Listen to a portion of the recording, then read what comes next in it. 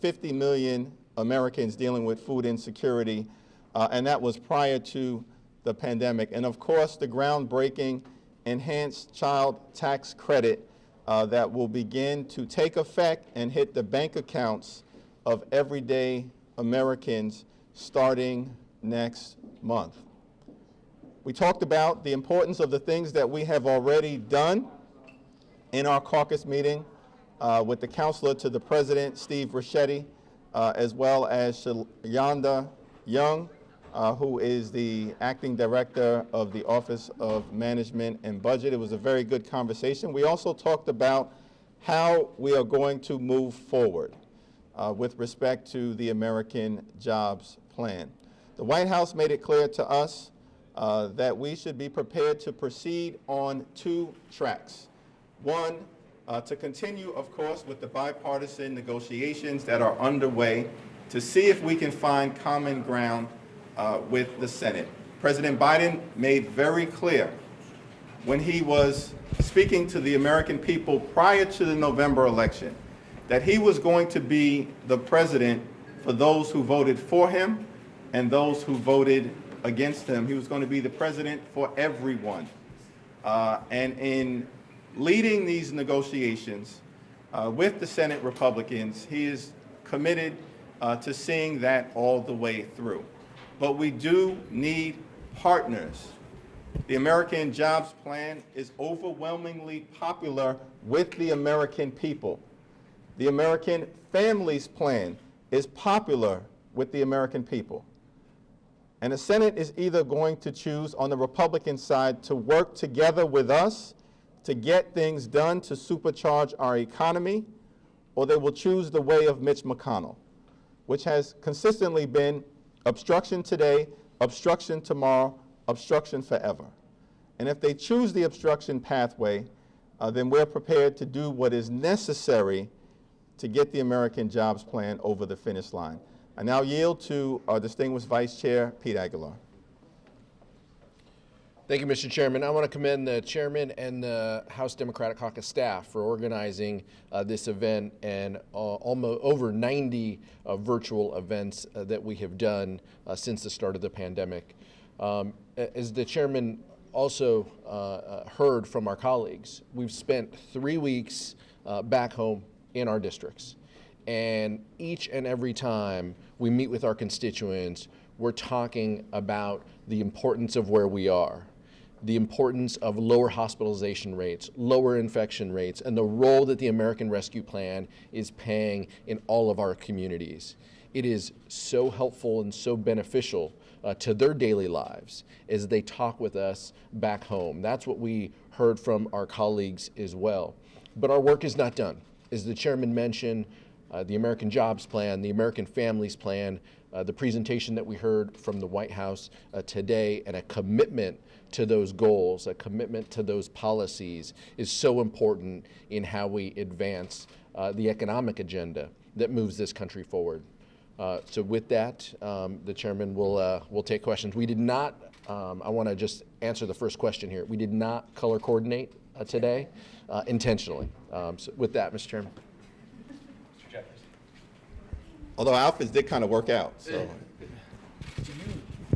What is your sense from what you hear about the bipartisan negotiations at this point? Give us your mind share on what you think of them so far, what you think of the substance. Well, Speaker Pelosi made clear, I think on Sunday, that we're assuming that our Republican colleagues are operating in good faith in terms of trying to do what is necessary to invest in our infrastructure, which is crumbling. Our bridges, our roads, our tunnels, our airports, our mass transportation system, our water and sewage system, affordable housing, our public school buildings, all of which need investment and modernization. That's important. But of course, we've also been very clear as Democrats that we need to invest in the caring economy. We need to invest in human capital and infrastructure. We need to invest in home care, and of course in health care, and in elder care, and for those Americans who have traditionally been least left behind. And so we'll see how it proceeds. we'll operate under the assumption that our colleagues are operating in good faith, and we'll take it from there. Do you think that there should be a one major package, $4 trillion, or this should be broken up?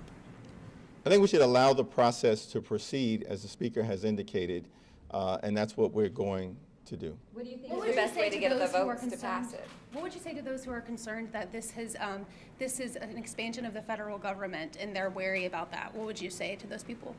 Well, President Biden was very clear in advance of the November election when he was talking to the American people. He said that we are going to build back better. There is nothing ambiguous about that statement. We're going to build back better. We're not going to return to normal, because prior to the pandemic, half the American people said they couldn't afford a sudden, unexpected $400 expense. That is in the wealthiest country in the history of the world, and that is unacceptable. And President Biden was very clear. Build back better means we're not going to return to normal. We're going to lift up the middle class, all those who aspire to be part of the middle class, the poor, the sick, the afflicted, the least, the lost, and the left behind.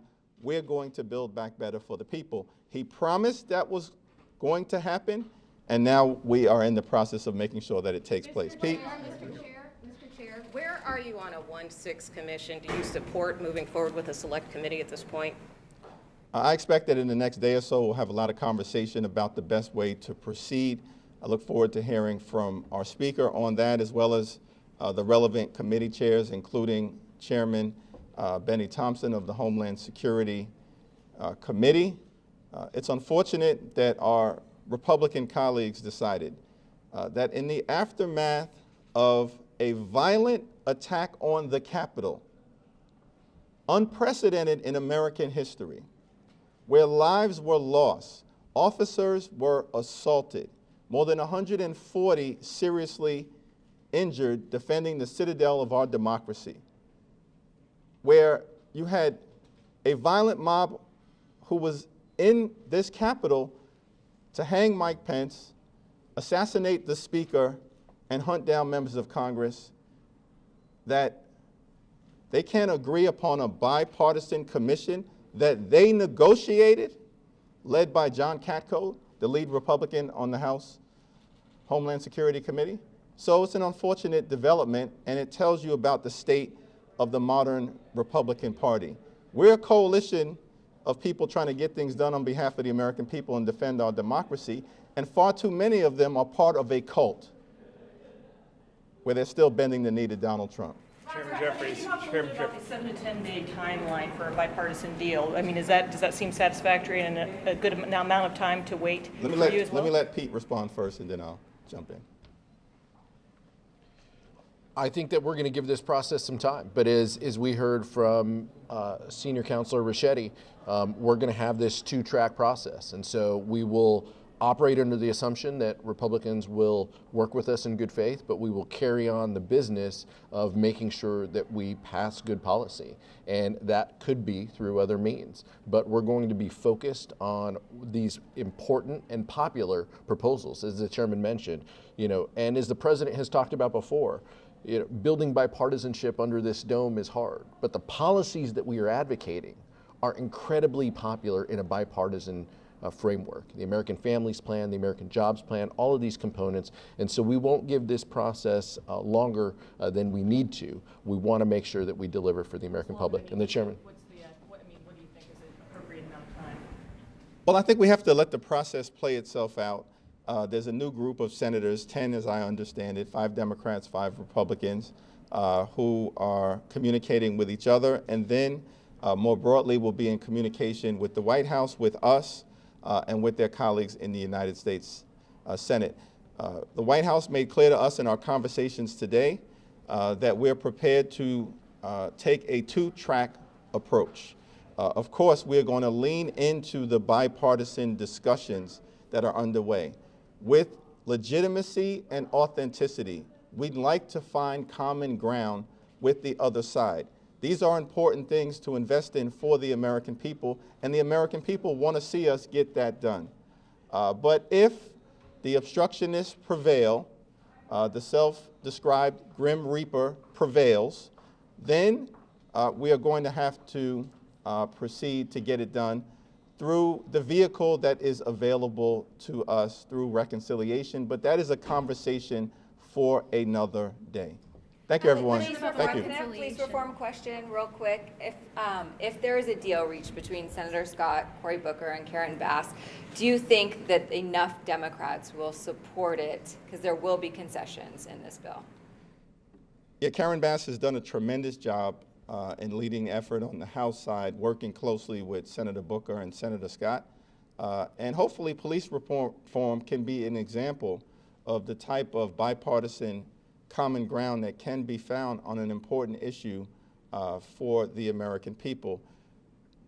People all across the country took to the streets in a multi-generational, multiracial, multi-ethnic, multicultural way in the aftermath of the assassination of George Floyd, demanding police reform. And if we can arrive at an agreement that Democrats and Republicans believe is the right way to move forward based on the negotiations, then I think that it will receive significant support from the House Democratic Caucus, and it will be the most transformational police reform bill ever passed in the history of the United States Congress. Thank you, everyone. Thank you. Capitol rioters.